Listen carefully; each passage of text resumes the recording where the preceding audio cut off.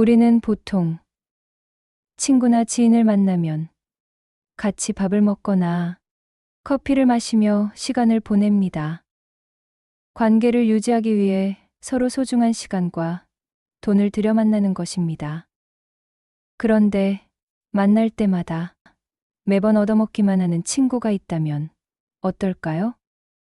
한두 번은 괜찮겠지만 매번 만날 때마다 계속 이런 행동을 한다면 점차 그 관계는 불편해지고 관계의 균형이 무너질 수 있습니다.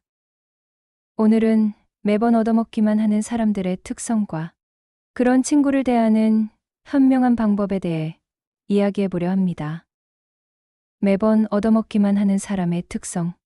이런 유형의 사람들은 보통 몇 가지 공통된 특징을 보입니다.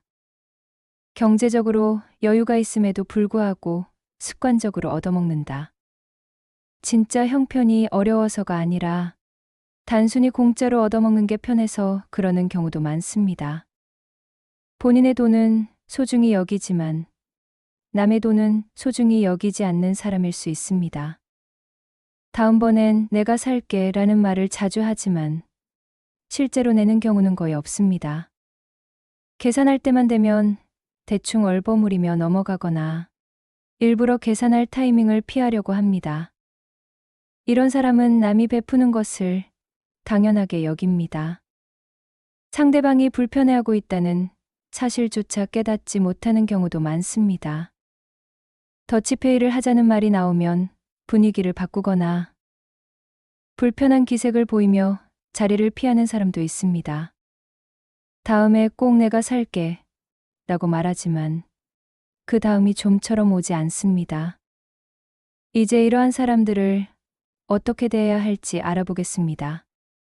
어떤 친구는 경제적으로 어려운 시기를 겪고 있을 수도 있고 또 어떤 친구는 단순히 얻어먹는 것이 습관이 되어 있을 수도 있습니다.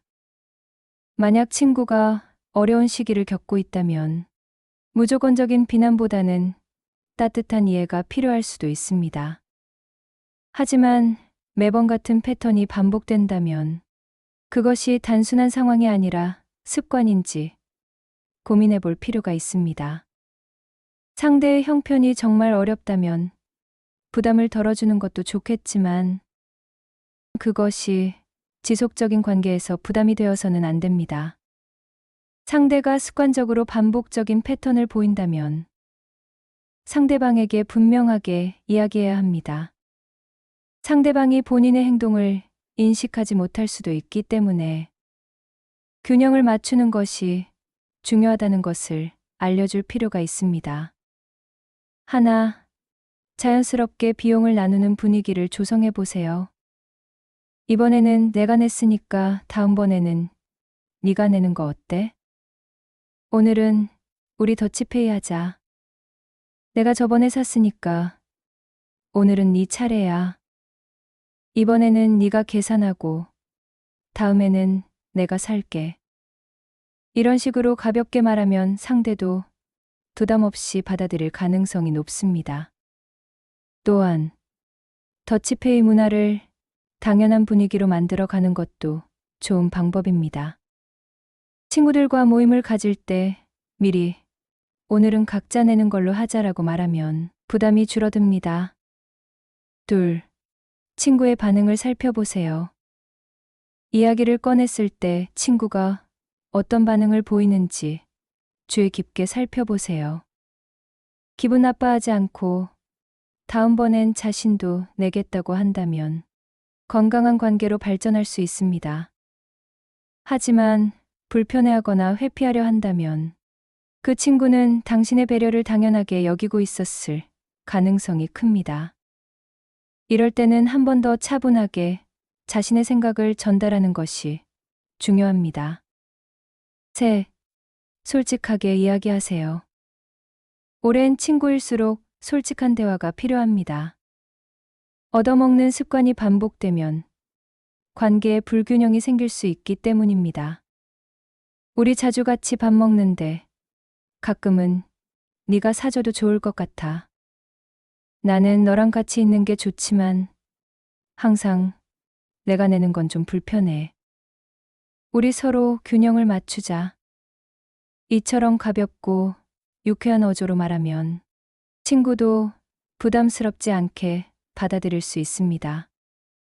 하지만 한두 번 이야기해도 달라지지 않는다면 조금 더 강한 어조로 자신의 입장을 전해야 할 수도 있습니다.